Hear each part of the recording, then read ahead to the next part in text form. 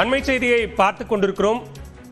முதுபெரும் அரசியல் தலைவரும் இந்திய கம்யூனிஸ்ட் கட்சியின் மூத்த தலைவருமான திரு நல்லக்கண்ணு காலமானார். மருத்துவமனையில் அவருக்கு தீவிர சிகிச்சை அளிக்கப்பட்டு வந்த நிலையில் அவர் காலமான செய்தி தற்போது அதிகாரப்பூர்வமாக மருத்துவமனையால் அறிவிக்கப்பட்டிருக்கிறது. கூடுதல் விவரங்களோடு இணைகிறார் செய்தியாளர் வெங்கட். விவரங்கள். வணக்கம்.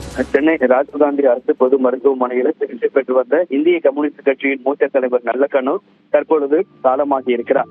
சென்னை ராஜீவ்காந்தி அரசு பொது மருத்துவமனையில அதி தீவிர சிகிச்சை மூலம் மருத்துவர்களுடைய தொடர் கண்காணிப்பில் சிகிச்சை அளிக்கப்பட்டு வந்த நிலையில் நல்லக்கண்ணு அவர்கள் தற்பொழுது காலமாகி இருக்கிறார் என ராஜீவ்காந்தி அரசு பொது மருத்துவமனை அதிகாரப்பூர்வமாக தெரிவித்திருக்கிறது.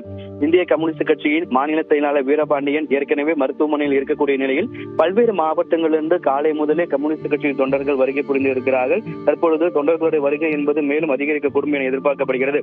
101 வயதான நல்லக்கண்ணு அவர்களுக்கு நோய் தொற்று மற்றும் இணை நோய்கள், அதாவது இரத்த கொதிப்பு, சிறுநீரக கோளாறு, உணவை விழுங்க முடியாமை உள்ளிட்ட பிரச்சனைகளால் பாதிக்கப்பட்டு சிகிச்சைக்காக ராஜீவ்காந்தி அரசு பொது மருத்துவமனையில் அனுமதிக்கப்பட்டிருந்தார். அவருக்கு பல்வேறு மருத்துவத்துறை நிபுணர்களால் அதி தீவிர சிகிச்சை என்பது அளிக்கப்பட்டது.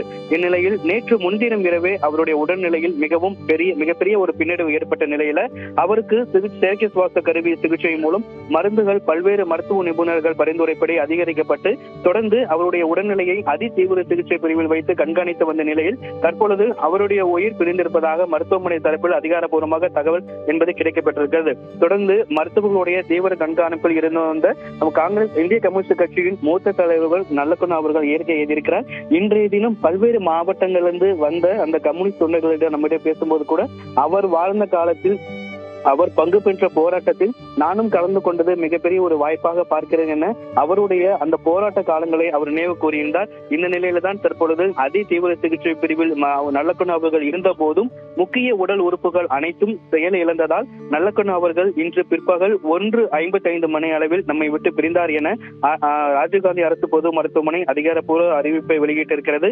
அவரை இழந்து வாடும் குடும்பத்தாருக்கும் உறவினர்களுக்கும் ராஜீவ்காந்தி அரசு பொது மருத்துவமனை ஆழ்ந்த இரங்கலையும் தெரிவித்து அவரது சிகிச்சைக்கு உறுதுணையாக இருந்த அனைத்து மருத்துவ குழுக்களுக்கும் அரசுக்கும் நன்றியை தெரிவித்திருக்கிறது. தற்பொழுது அவர் உயிரிழந்ததற்கு பிறகு உயிரிழந்திருக்கிறார். அடுத்ததாக அவர் உடல் எங்கே எடுத்து செல்லப்படும் என்கின்ற ஒரு கேள்வியும் எழுந்திருக்கிறது.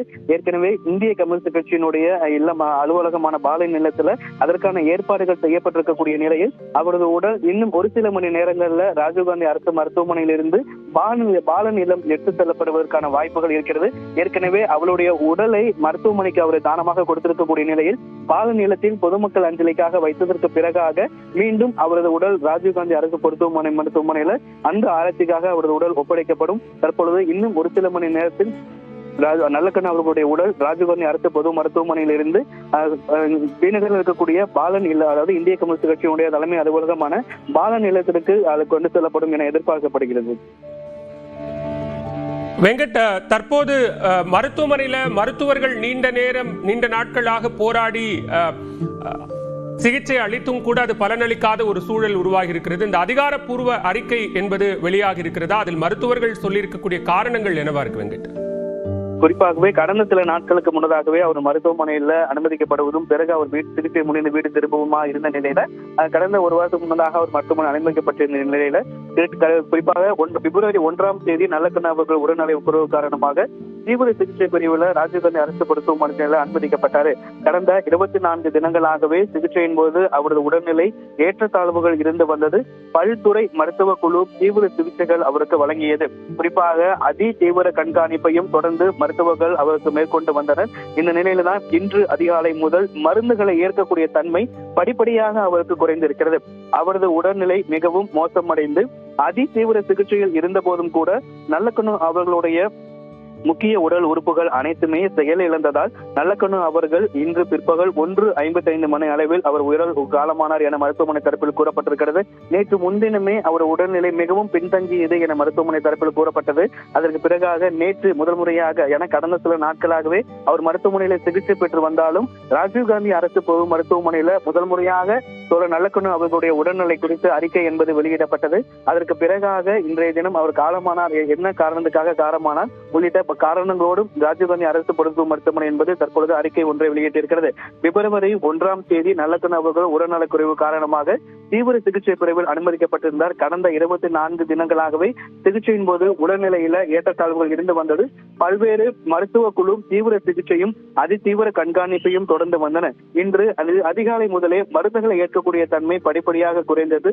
அவருடைய உடல்நிலை மிகவும் மோசமடைந்து அதிதீவிர சிகிச்சைகள் இருந்த போதும் கூட முக்கிய உடல் உறுப்புகள் அனைத்துமே செயலிழந்ததால் இன்று மதியம் 1:55 மணி அளவில் அவர் காலமாகி இருக்கிறார் என மருத்துவமனை தரப்பில் கூறப்பட்டிருக்கிறது. தொடர்ந்து இந்த செய்தி அறிந்ததற்கு பிறகாக பல்வேறு நிர்வாகிகள் மருத்துவமனைக்கு வர இருக்கிறார்கள். முன்னதாகவே ஒவ்வொரு அரசியல் கட்சி தலைவராக தொடர்ந்து இணைப்பில் இருங்க, பேசலாம்.